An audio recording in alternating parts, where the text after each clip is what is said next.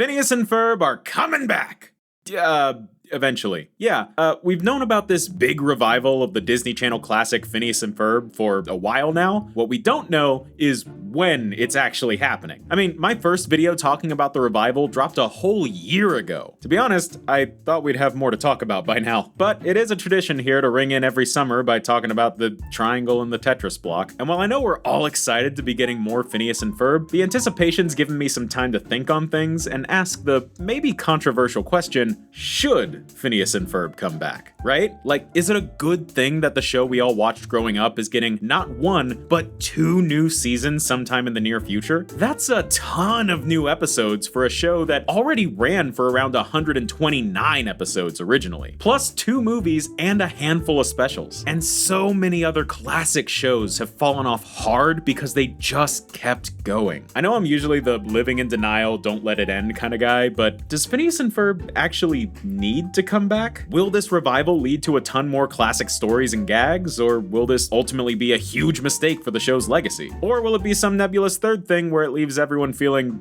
indifferent? Well, I guess the best way to find out is to just dissect the original series. Yeah, for once I'm actually going to talk about the show Phineas and Ferb, and not the toys, the soundtrack CDs, or the myriad of video games. But if you like Disney video games, then you may have heard of one called Disney Dreamlight Valley. And if you haven't, get ready, because they have graciously sponsored today's video. Developed by Gameloft, Disney Dreamlight Valley is a life simulation adventure game where you get to create your own avatar and live in a magical world full of Disney and Pixar characters. It's all about customizing, interacting, and just chilling out. For real, Disney Dreamlight Valley is a super relaxing, perfectly cozy game, which I really appreciate. I can just kick back, throw the game on, and enjoy the mountains of content already available, not to mention the new content updates that pop up every few months. I'm talking new characters, quests, new features, added multiplayer, and tons more. And if you guys have been watching my channel for a while now, you know I love some good Disney animation nostalgia and a cozy life sim, so this is right up my alley. My Dreamlight alley.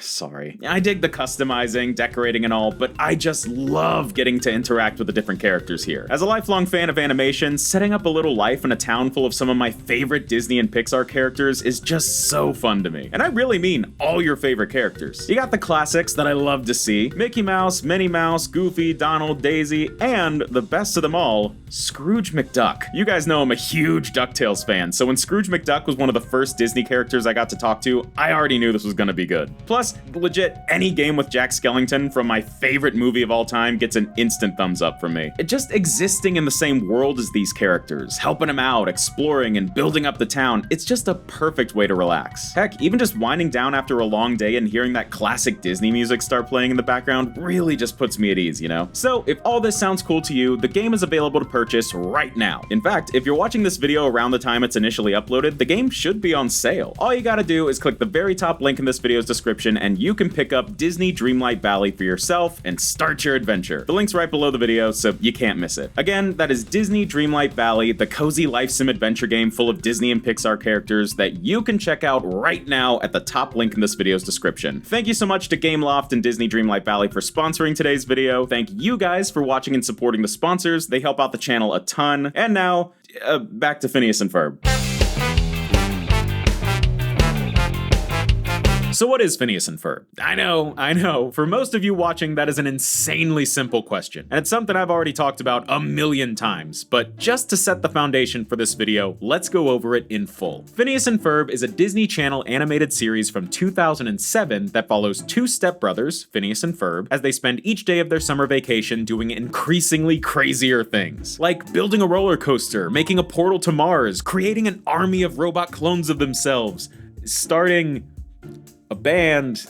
Okay, maybe they aren't always crazier than the last, but you get it. Meanwhile, their older sister Candace is always trying to get the boys in trouble by tattling on them to their mom. Why? I don't know. She doesn't seem concerned for them. She doesn't seem worried that anyone's gonna get hurt or that something's gonna get damaged. She just seems to revel in the idea of getting her brothers in trouble. Older sibling stuff, what can I tell you? Meanwhile, while all of this is going on, Phineas and Ferb's pet platypus Perry sneaks off to live his double life as a secret agent. Every episode has him go off to fight the evil scientist Dr. Doofenshmirtz. He's a lovable, bumbling idiot whose evil schemes are always really petty and stupid. They pretty much always go wrong. Usually especially in a way that manages to overlap with whatever the boys are doing back at home, causing the evidence to vanish before Candace can show their mom. Like when Doof made a machine that forced people to dance, accidentally shot it at Phineas and Ferb's latest creation, causing it to get up and dance away before mom got home. Perry defeats Doofenshmirtz for the day, sneaks back home with no one noticing, Phineas and Ferb celebrate a job well done, and Candace bashes her head against the wall. That's the formula for pretty much every single episode of Phineas and Ferb. And considering how many episodes there are, it's absolutely astonishing how much this works. I mean, you would think that 4 seasons of the exact same formula over and over would get insanely boring after a while. But the cool thing is that this formula, at its core, has endless possibilities. The only limit is your imagination. Or, I guess, the imagination of the show writers. If the premise is Phineas and Ferb do something impossible, that's it, then they can literally do whatever they want. It's not just big machines. They can start an animation studio, make it snow in the summer, create a video game, or reform a disbanded 80s hair metal band, anything. But the show always makes sure to sprinkle in plenty of episodes that break away from this formula. Episodes where Candace helps Phineas and Ferb instead of trying to get them in trouble. Episodes where Perry and Doofenshmirtz team up. Episodes that explore a wide variety of what-if scenarios that don't fit the usual patterns at all. One of the earliest and best examples of this is my favorite episode, Dude, We're Getting the Band Back Together. This was maybe like halfway through season 1, and it's a double-length special where Phineas and Ferb work to get their parents' favorite band, Love Handle, to reunite for their wedding anniversary. And for once, Candace is actually totally down to help. And it's cute seeing everyone getting along. Plus, in the B-plot, Perry helps Doofenshmirtz prepare for his daughter Vanessa's 16th birthday. This is one of the earliest examples of Perry and Doof being depicted more as friends than rivals, and it's always been one of the more fun parts of their dynamic. Episodes like these just have such a feel-good vibe, and change up the pace enough to keep the formula fresh, allowing this show to be incredibly formulaic, but never repetitive.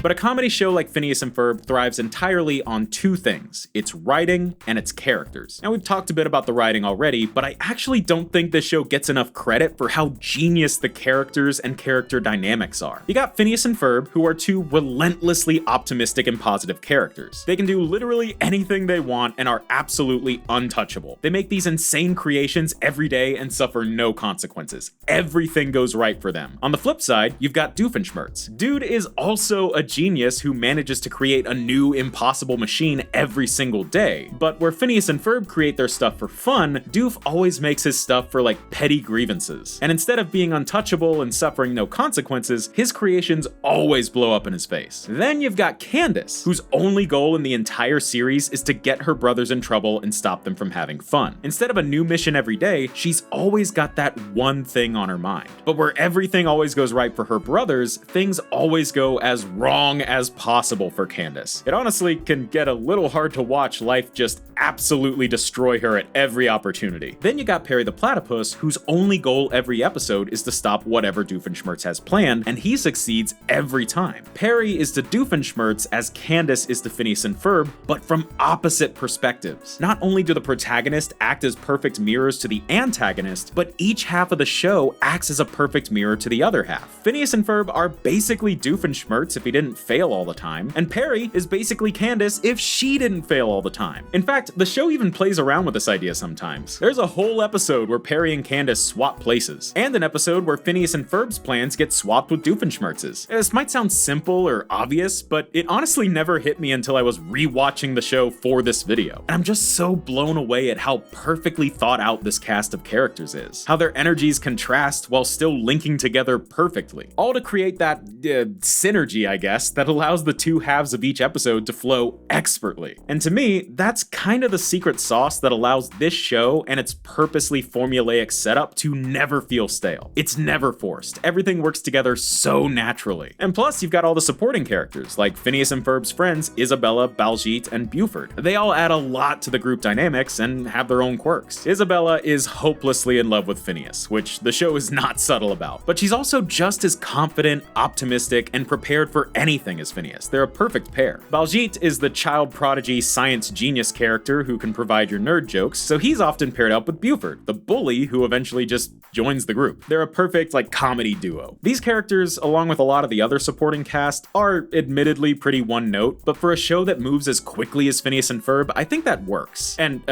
side note, the pacing in the show can often be pretty quick, bordering on frantic at times. Between the 2 or 3 stories going on each episode between Phineas and Ferb, Candace, and Perry and Doofenshmirtz, there's a lot to squeeze into 11 minutes. And that's not even to mention the musical numbers.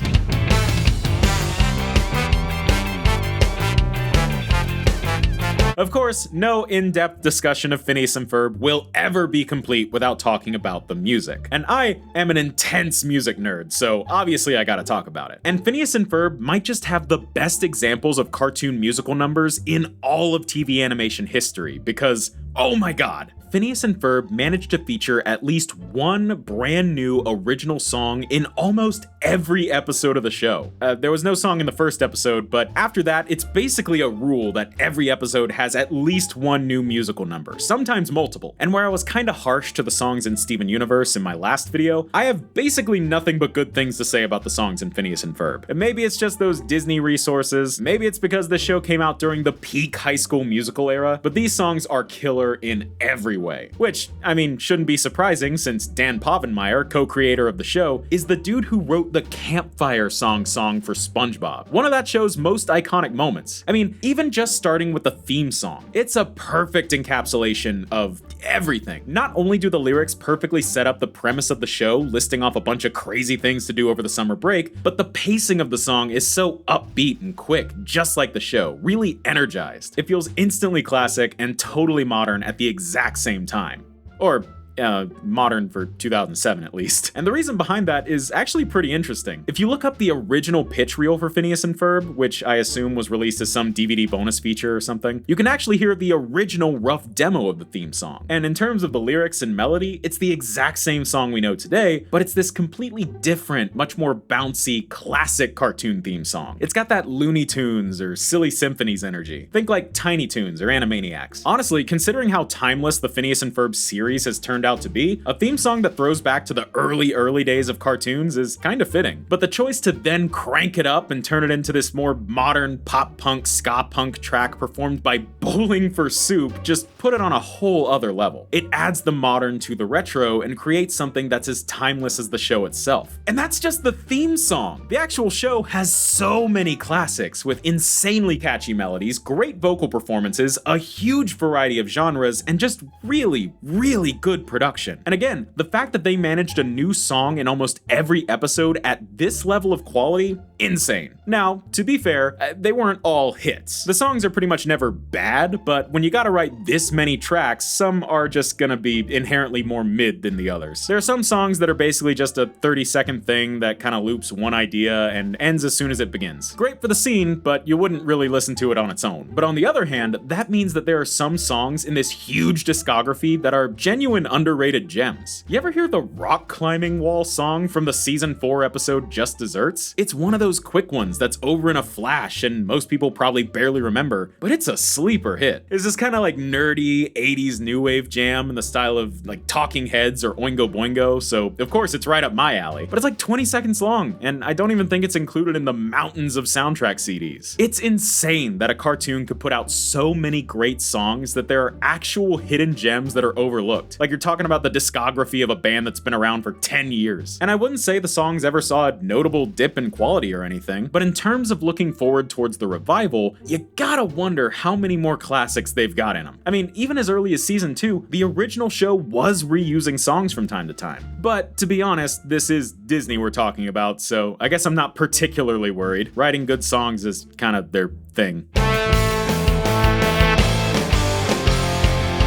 But talking about the music reminds me, I want to go back to that episode, Dude, We're Getting the Band Back Together. The one where Phineas and Ferb get the 80s band Love Handle to reunite for their parents. This is my favorite episode of the show. It has a great, wholesome premise and some fantastic songs, some of the best in the series. But when I was rewatching it in preparation for this video, something struck me that I haven't been able to get off my mind. And it all has to do with this one flashback to Phineas and Ferb's parents, Linda and Lawrence, attending the Love Handle farewell concert and falling in love. Something doesn't add up to me, so if you'll indulge me, me, this section is gonna be my own little film theory. So again, Love Handle are supposed to be an 80s hair metal band that broke up due to, quote, pressures from a dwindling fan base. Now, as an 80s music nerd, I instantly assume they mean in the 90s. Love Handle were on top of the world in the 80s, then lost their fan base and relevance by the early 90s, because that is when grunge came along and killed all the metal bands. And looking at how Linda and Lawrence are dressed in the flashback, being described as a stylish couple, I have to assume that what they're wearing is meant to be the defining style of the time. And based on the hair, the glasses, the sweater, all of this feels like it's either late 80s or very early 90s. Yeah, you know that period in the 90s where it was still kind of the 80s and for some reason everyone was wearing sweaters? Yeah, we've seen how this show depicts 80s fashion and it's never this reserved. So I'm getting like early 90s vibes here, which would make sense for a hair metal band farewell concert. Love Handle are playing a huge stadium for probably the last time in decades. Lawrence has this swoopy haircut that feels plucked right out of a 90s sitcom, but that's still kind of clinging on to the 80s mullet vibe in the back. Linda is wearing the kind of poofy, oversized bluish-green sweater that would have been popular in the late 80s to early 90s. The two kiss due to a stadium's worth of peer pressure, and I guess because they like each other, and this starts their romantic relationship. It's a nice story, but I got a couple problems with it. First, for setting, let's just assume this is in 1992. 1 year after grunge killed the hair metal bands, but early enough in the 90s that 80s fashion hadn't completely died out yet. And you know, based on the oversized shirts and short spiky hair on some of the extras, I feel like Friends is like right around the corner from hitting this timeline. So we've got our assumed setting, and what this does is create a couple of weird inconsistencies. First, it's canon that in the 80s, Phineas's mom Linda was a pop star. She was a one-hit wonder named Lindana. This is set up super early on in the One-Hit Wonder episode, and even in the present day, she gets recognized as Lindana. Her songs are being re-released on Greatest Hit compilations, and she's making big concert appearances. We never get any confirmation of what year in the 80s she had her hit song, but considering her stage name is Lindana, like Madonna, who released her first album in 1983, and her song is I'm Lindana and I Wanna Have Fun, clearly riffing on Cyndi Lauper's Girls Just Wanna Have Fun, which also came out in 1983, I think it's safe to assume that Lindana broke in 83. Which, shockingly, is actually backed completely by the opening line of her one hit. The first line is, I'm not Roxanne, I'm not Eileen, I'm not Sharona. Name-checking 3 hit songs with girls' names as their title, all from the same 5-year period. Roxanne, the Police song from 1978, My Sharona, the Knack song from 1979, and the most recent one, Come On Eileen, a hit song from 1982. For all those to be relevant references in a hit pop song, all signs would point to Lindana breaking into the mainstream in or around 1983. So, in the early 90s, I find it very unlikely that Linda would be in the crowd at a Love Handle show, have a spotlight shine on her, and no one would notice this is a famous pop star. Especially since this probably wasn't even 10 years since her hit song. If she's still getting recognized and drawing crowds in the present day, then in the early 90s, there's no way she wasn't still at least recognizable. But the more important issue is the timeline. Again, assuming this is around maybe 1992, and this is the moment where Linda and Lawrence first got together,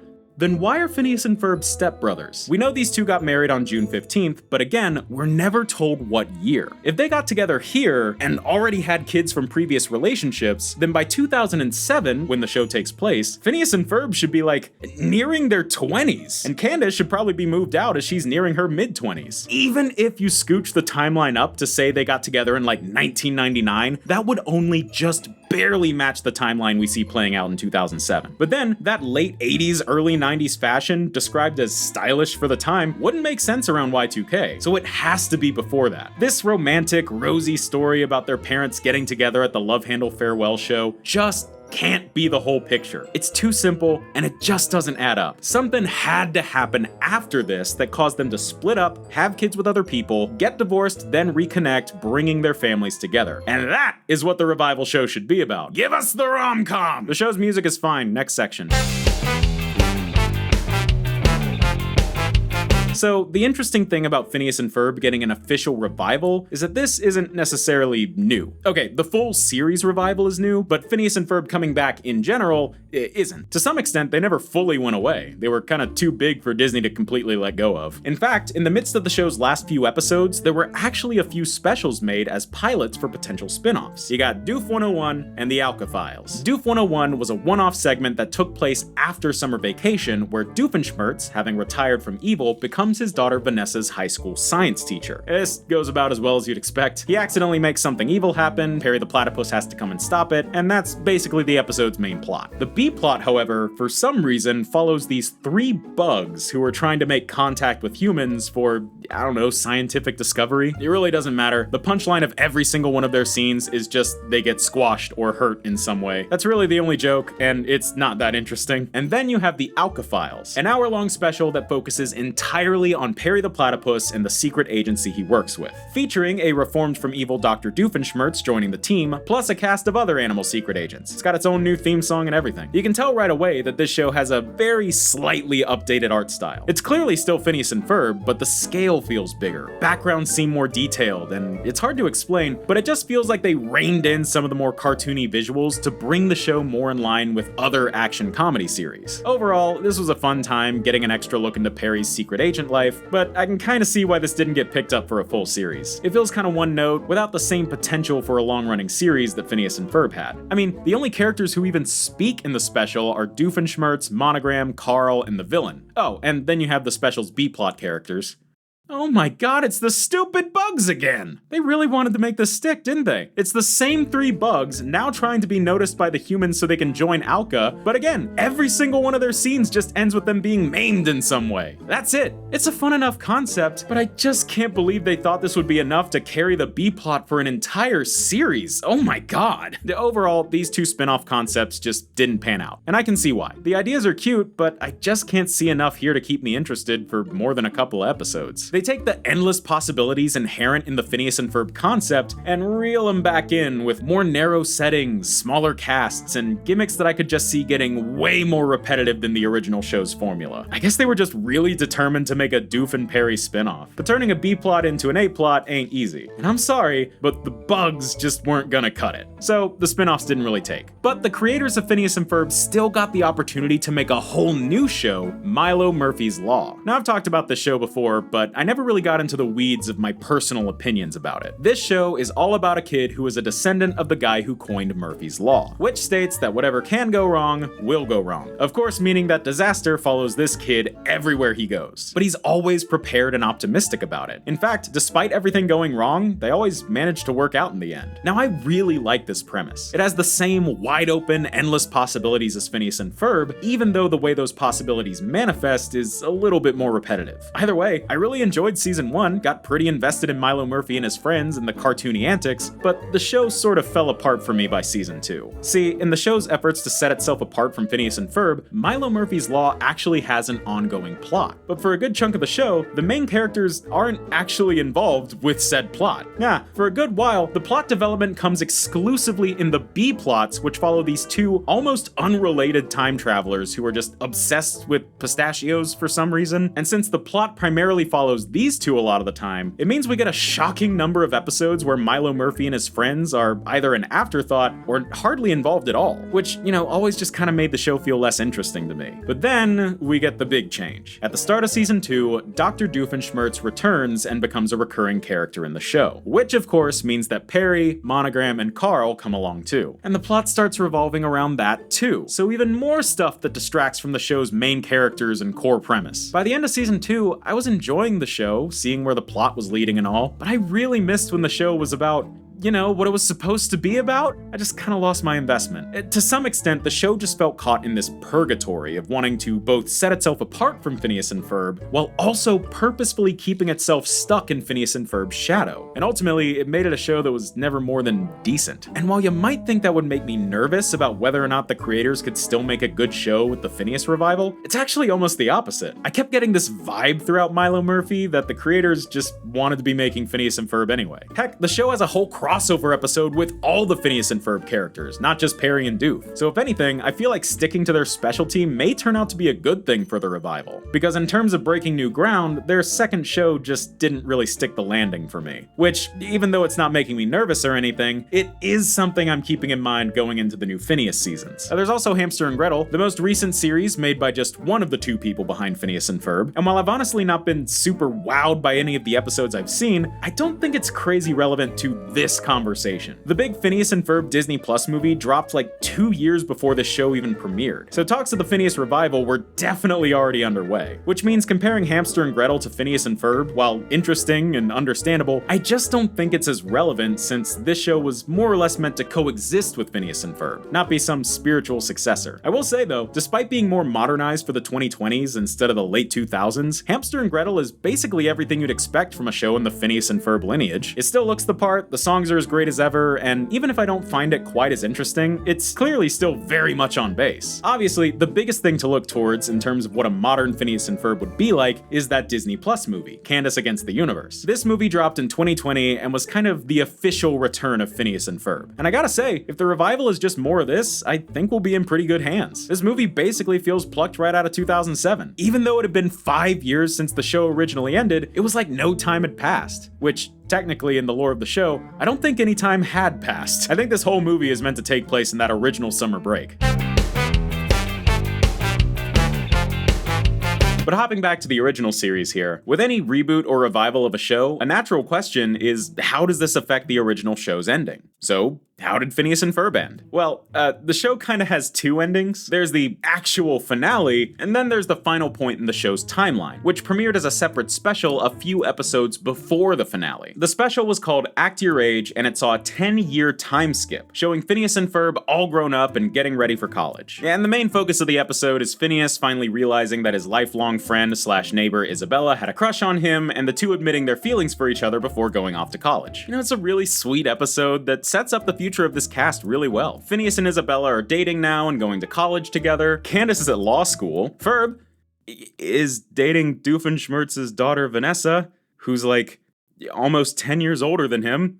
Interesting choice. But yeah, it's a cute story that probably would have made for a great finale or epilogue, but it's neither. It's just a random hour-long special in season 4. Now, the actual finale is called, of course, The Last Day of Summer, where, after a series of Groundhog Day hijinks where the last day of summer loops over and over and over again, Doofenshmirtz decides to give up on evil and become a good guy. Phineas, Ferb, Candace, and their friends stop the destruction of the time-space continuum, and it all ends with a big musical number because, of course, it does. But the interesting thing is that besides Doof turning good, there's no big story revelations happening here. It's just one final adventure to round out the summer. And the sentiment at the end is just, it's been a great summer, thanks for coming along. So while Act Your Age provides a more definitive ending for these characters' stories, the actual finale does leave things pretty open. I mean, all you gotta do is hop to the next summer and boom, the whole thing could just start again. Yeah, ironically. Speaking of which,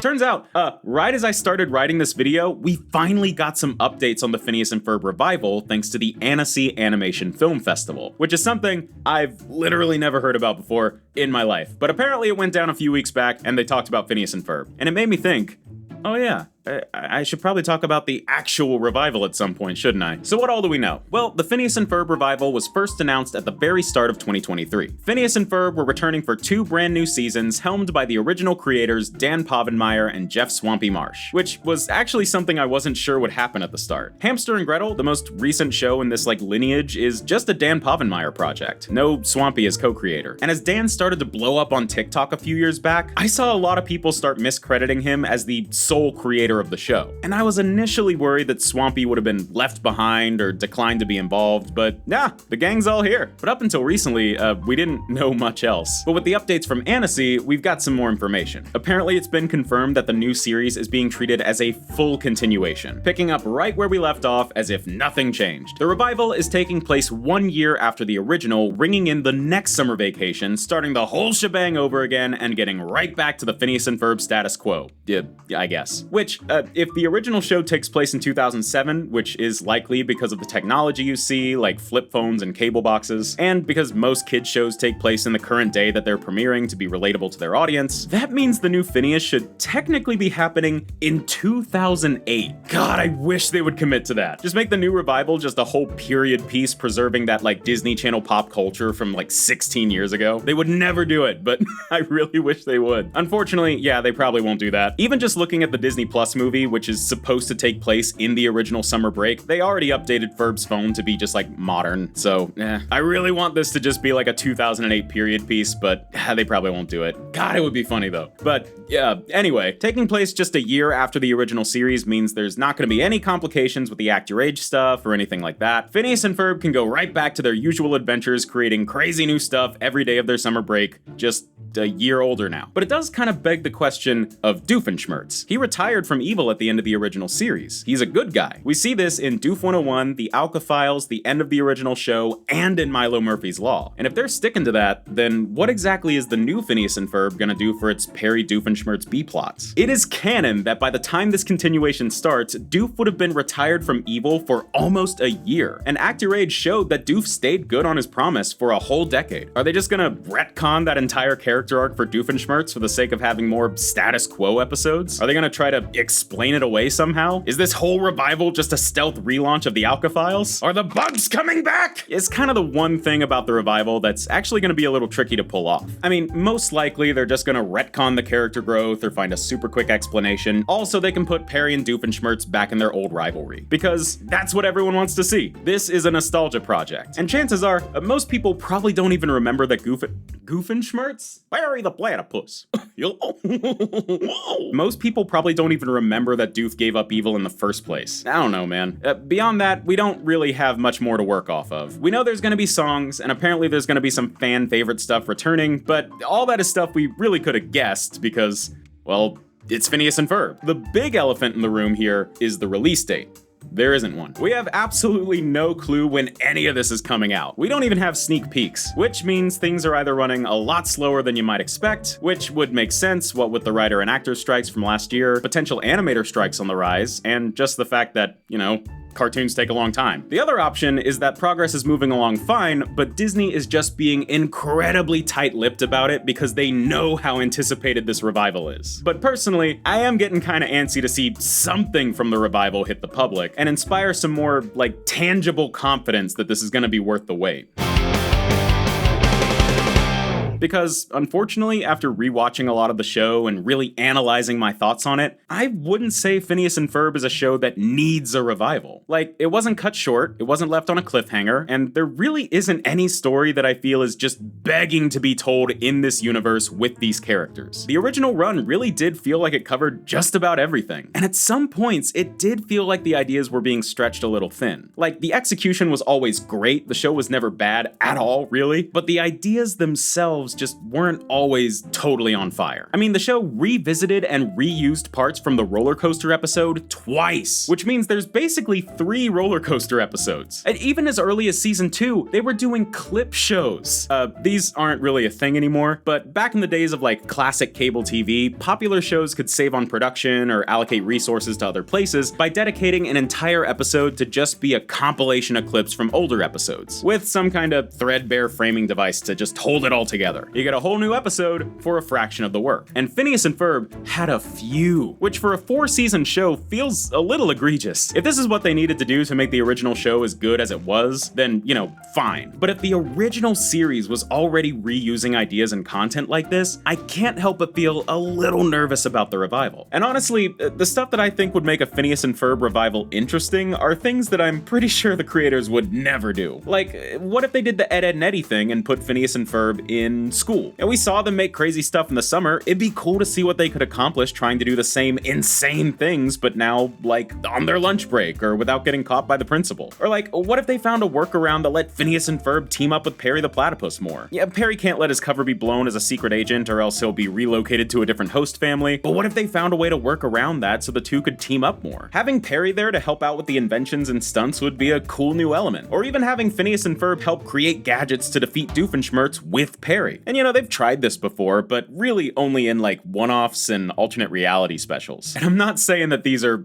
good ideas. I completely understand why they would never do them for anything more than a one-off. The summer break setting is imperative to the show's energy and atmosphere, and mixing Perry and the boys' adventures together could throw off the entire dynamic of the show. I get it, but it's weird and unexpected changes to the status quo like that to me would make a revival of a show like Phineas and Ferb feel more worthwhile. while. Look, based on the show's track record, the people making it, and the quality of recent Phineas and Ferb media, I do have full confidence that this revival will be, at least, pretty solid. But if it's just gonna be 2 more seasons, potentially more of just the same, I'm not sure if it needs to exist. Phineas and Ferb accomplished amazing things during its original run, and I'm sure it's gonna be such a nostalgic treat to get more of our favorite Disney Channel cartoon. I just don't want this show's legacy to be potentially downgraded from being a groundbreaking, once-in-a-generation series to just some familiar comfort food that, is fun and nostalgic, but maybe goes on past its prime. I'm not saying that that will happen by any means, but it is kind of my main concern going in, and I am so excited to hopefully be proven absolutely wrong.